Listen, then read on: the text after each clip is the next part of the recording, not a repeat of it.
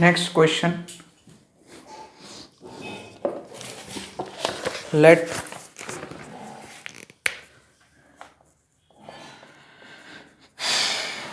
xi yi where I is equal to 1 2 3, मतलब x1 y1 x2 y2 x3 y3 are 3 points on y square is equal to 4ax, ठीक है, parabola पे 3 points है। Then find lambda if area of triangle with this 3 points as vertices, ठीक है, is lambda times, मतलब ऐसे करके lambda times लिखने की जरूरत नहीं, एरिया जो है वो lambda into mod y1 minus y2 into y2 minus y3 into हाँ वही y3 माइनस y1,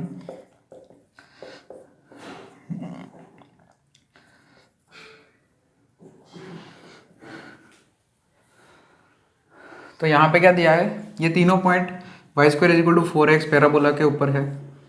जैसे कि पैराबोला हमारा ऐसा कुछ, यहाँ पे एक point a of x1 y1, दूसरा पॉइंट कहीं इधर है, तीसरा पॉइंट कहीं इधर है मान लिया। तो यहाँ पे ये जो ट्रायंगल बन रहा है ये तीनों पॉइंट से, ये b ऑफ x2 y2 बोल दिया और c ऑफ x3 y3 बोल दिया। ये तीनों से जो ट्रायंगल बन रहा है उसका एरिया जो है इस तरह का है कुछ उसका फॉर्म, तो उसमें लैम्डा की वैल्यू हमें ढूंढनी है। तो ये तीनों पॉइंट जो है ट्रायंगल के ऊपर है, ठीक है। अब हमें y1 y2 y2 मतलब y में जो है आंसर लाना है, y कोऑर्डिनेट्स में आंसर लाना है। तो वैसे ट्रायंगल एबीसी का एरिया वैसे कैसा वो तो पता ही आपको, हाफ मॉड डिटर्मिनेंट वैल्यू वो पता ही है, हाफ मॉड्यूलस के अंदर डिटर्मिनेंट x1 y1 1 है ना। ये तीनों वर्टाइसेस के कोऑर्डिनेट्स लिख देते हैं। फर्स्ट रो में ए के कोऑर्डिनेट्स x1 y1 और 1, सेकेंड रो में b के कोऑर्डिनेट्स और 1 x2 y2 1 और थर्ड रो x3 y3 1। तो ये तो हो गया। अब मेरा आंसर जो है y1 y2 y3 में ही है, जो एरिया का जो आंसर है। तो यहाँ पे ये a पॉइंट b पॉइंट तीनों पॉइंट जो है पैराबोला के ऊपर है, यानी कि y1 square is equal to 4ax1 है, उसी similarly y2 square is equal to 4ax2 है। तीनों ही लिख रहा हूँ मैं, एक ही लिख रहा हूँ। तो यहाँ पे x1 की वैल्यू कितनी हो जाएगी इसके हिसाब से, x1 की वैल्यू क्या लिख सकते हैं हम लोग, y1 स्क्वायर अपन 4a लिख सकते हैं। सो यहाँ पे x1 की जगह y1 स्क्वायर अपन 4a लिखो, पुट करो, x2 की जगह y2 स्क्वायर अपन 4a और x3 की value y3 square upon 4a। तो यहाँ पे 1/2 मॉड्यूलस है ही, ठीक है, मॉड्यूलस बाद में लिख देंगे। सो ये y1 स्क्वायर अपन 4a, ये हो गया y2 square upon 4a x2 की जगह, और x3 हो गया y3 स्क्वायर अपन 4a। ये y1, ये y2, ये y1 y2 और ये y3, और लास्ट वाला 1 1 1, ठीक है।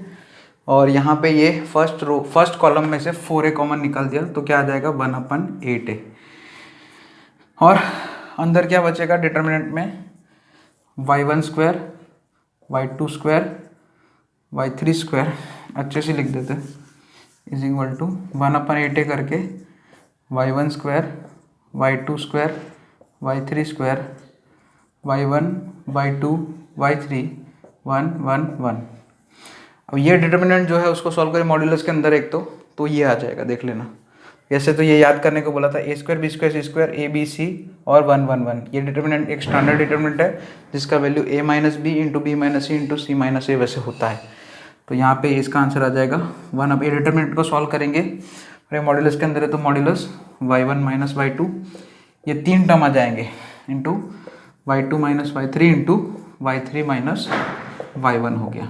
ओके, तो इसको और इसको कंपेयर करो तो आपको लैम्डा कितना मिलेगा, 1/8 है। लैम्डा की वैल्यू आ जाएगी 1/8 है, ठीक है। ओके, तो इसको नोट डाउन कर लेना, ये एक क्वेश्चन हो गया हमारा। और इसको एक थ्योरी की तरह भी ट्रीटमेंट कर सकते हैं। अभी रुको, यहाँ पे हम पैरामेट्रिक फॉर्म में ये तीनों के कोऑर्डिनेट्स लिख दे ए बी सी के। तो ये एरिया का जो फॉर्मूला है ये है ना, area delta is equal to करके हमारा क्या आंसर आया है। ये तो क्वेश्चन तो हो गया। अब हमारा जो डेल्टा इज इक्वल टू करके जो आंसर आया है उसमें पैरामेट्रिक फॉर्म में आंसर लिख देते हैं उसको, है ना। ये ट्राइंगल एबीसी का एरिया वैसे आया कितना है 1/8a into mod y1 minus y2 into y2 minus y3 into y3 minus y1, ऐसा आया है। तो यहाँ पे a ऑफ t1 यानी कि a t1 square 2a t1 यानी कि a का x coordinate 2a t1 square और y coordinate 2a t1, b का x कोऑर्डिनेट उसी तरह से b ऑफ t2, और मतलब ये ए बी सी जो तो ट्राइंगल के जो तीनों वर्टाइसिस से जो हमारे पास थे उसको मैंने पैरामेट्रिक फॉर्म में लिख दिया उसके कोऑर्डिनेट्स।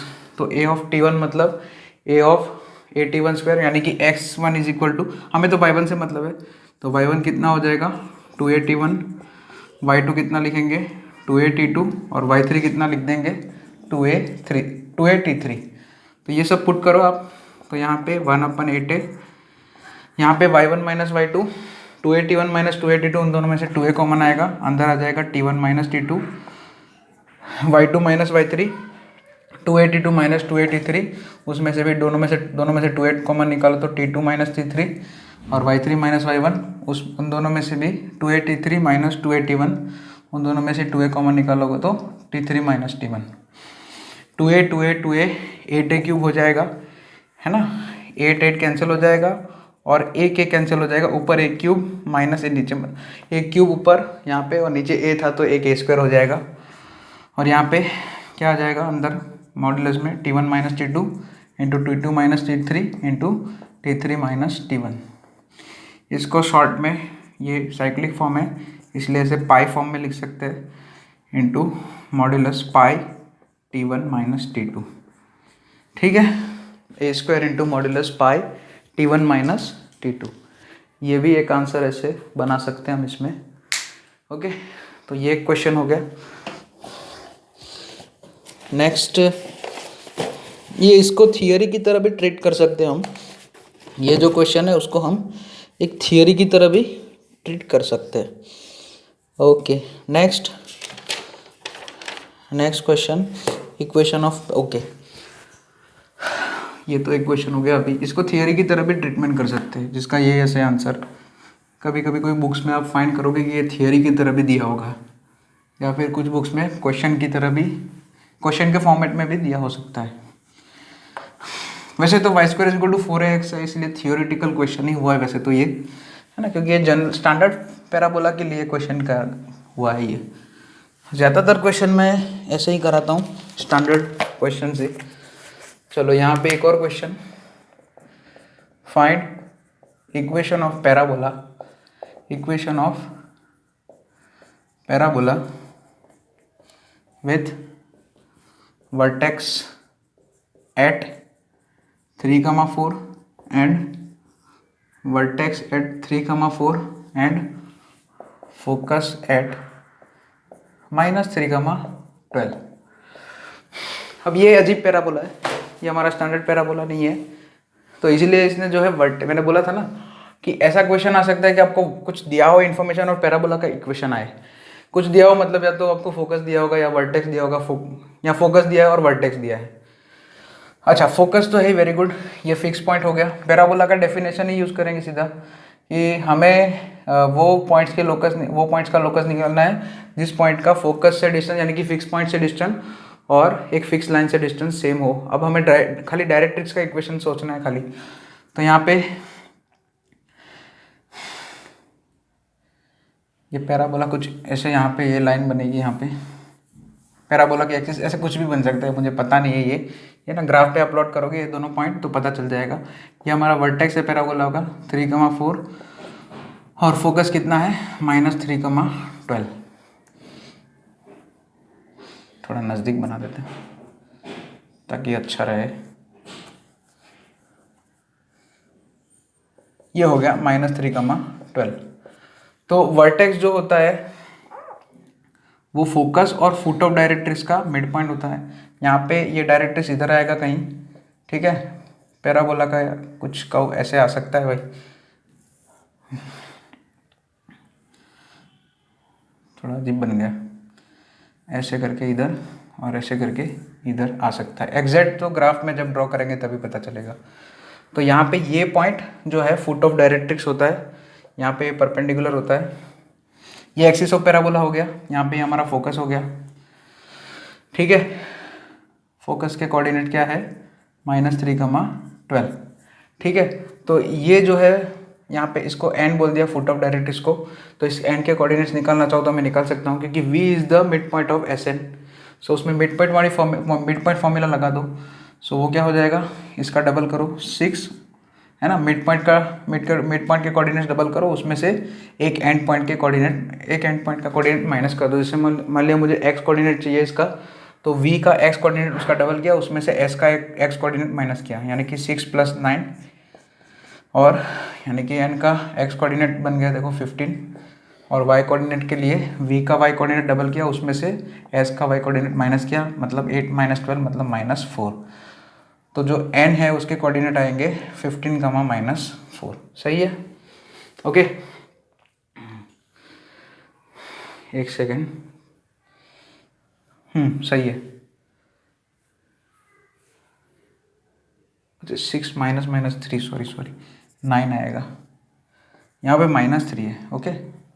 यहाँ पे इसका डबल किया और इसमें से 6 में से ये -3 माइनस करेंगे तो +3 हो जाएगा, यानी कि 9 आ जाएगा, n ऑफ 9, और ये 8 - 12 -4। फुट ऑफ डायरेक्ट्रिक्स के कोऑर्डिनेट्स आ गए। अब डायरेक्ट्रिक्स का इक्वेशन चाहिए मुझे वैसे तो, यहाँ पे P ऑफ H के कर या P ऑफ XY करके एक पॉइंट मान लेते हैं। तो SP और यहाँ पे ये PM जो है वो दोनों सेम होगा, वो कंडीशन लगाएंगे बाद में। सबसे पहले मुझे ये जो डायरेक्ट्रिक्स है उसका इक्वेशन चाहिए, तो उसके लिए उसका स्लोप चाहिए अभी तो खाली, क्योंकि पॉइंट तो आ चुका है मेरे पास। और स्लोप के लिए कुछ नहीं, SV का स्लोप मिल जाएगा मुझे, एक्सिस का स्लोप मिल जाएगा, मतलब है ना, पैराबोला की एक्सिस का स्लोप मिल जाएगा। यहाँ पे 2 पॉइंट है ना, ये S और V, फोकस और वर्टेक्स दोनों पैराबोला की एक्सिस पे ये लाई कर रहे हैं। तो M ऑफ SV कितना हो जाएगा, 12 - 4 यानी कि 8, -3 मतलब -6, यानी कि -4/3। तो एक्सिस का स्लोप -4/3 है, तो डायरेक्ट्रिक्स का स्लोप कितना हो जाएगा, M ऑफ D यानी कि डायरेक्ट्रिक्स का स्लोप 3/4 हो जाएगा। क्यों, ये तो पता है ना, एक्सिस और डायरेक्ट्रिक्स परपेंडिकुलर है, देख सकते हैं। तो ये डायरेक्ट्रिक्स का स्लोप मिल गया मुझे 3/4, एक पॉइंट है, तो ये डायरेक्ट्रिक्स का इक्वेशन आ जाएगा। डायरेक्ट्रिक्स का इक्वेशन आ जाएगा, फिर हम काम कर सकते हैं आगे। क्या हो जाएगा स्लोप पॉइंट फॉर्म से, यहाँ पे 3x - 4y डायरेक्ट लिखना सिखाया था। स्लोप 3/4 है तो 3x - 4y लिख दिया। 9 3 27 + 16, यानी कि 3x - 4y - 42 = 0। सॉरी 42 नहीं 43। 27 + 16 कितना हो जाएगा, 43। ये डायरेक्ट्रिक्स का इक्वेशन आ गया। तो बस अब कुछ नहीं, ये पॉइंट पे SP = PM लगा दिया, SP² = PM² भी कर दिया। पैराबोला की तो यही डेफिनेशन होती है ना, ये फोकस है, ये डायरेक्ट्रिक्स है, डायरेक्ट्रिक्स ये रही 3x - 4y - 43 = 0। तो SP मतलब S और P पे डिस्टेंस फॉर्मूला, ठीक है, तो वो लगा दो, x + 3 whole square plus y - 12 का whole square = right hand side पे PM, यानी कि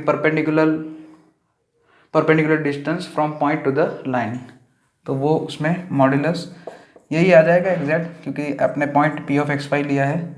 3x - 4y + -43 अपन 3 और 5 का स्क्वायर करो, 3 और 4 का स्क्वायर करके ऐड करोगे तो 5 आएगा, ये तो पता है ना, ट्रिपलेट से ये, और उसका भी होल स्क्वायर हो जाएगा। बस इसको एक्सपांशन करना है, थोड़ा बहुत सॉल्व करना है तो करना, वरना यही आंसर आ गया हमारा। रिक्वायर्ड पैराबोला का इक्वेशन आ गया 3, ये जो लिखा है ना, x + 3 whole square plus y - 12 whole square = modulus 3x - 4y - 3। Modulus हटा दो, है ना, मॉड्यूलस हटा देना फिर, क्योंकि स्क्वायर है, होल स्क्वायर है, इसलिए मॉड हम हटा सकते हैं आराम से। ओके, तो 3x - 4y - 43 अपन 5 का होल स्क्वायर, यही हमारा आंसर हो गया। एक्सपांड करना चाहो तो कर सकते हो, लेकिन कोई ज़रूरत नहीं है। ठीक है, हो गया।